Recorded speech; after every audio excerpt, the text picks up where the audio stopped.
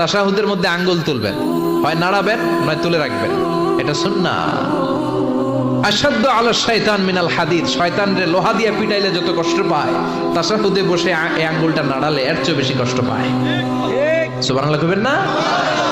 এজন্য মুরাআতুস সুনান, 5টা টিপস খেয়াল করে রাখেন কিভাবে নামাজের মনোযোগ বৃদ্ধি করবেন। টিপস নাম্বার 1, সল্লু সলাতান মুআদ্দিয়া, বিদায়ী নামাজ পড়বেন। মনে করবেন হতে পারে আজকের এই নামাজটাই আমার জীবনের শেষ নামাজ।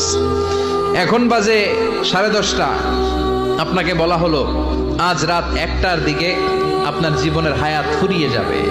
চলে যাওয়া লাগবে না, আমাদের থাকতে পারবো আমরা? চলে যাওয়া লাগবে। রাত 1টায় মালাকুল মউত চলে এসে রূহ কবজ করে নিয়ে যাবে। আর 1.5 ঘন্টা আপনার হাতে সময়।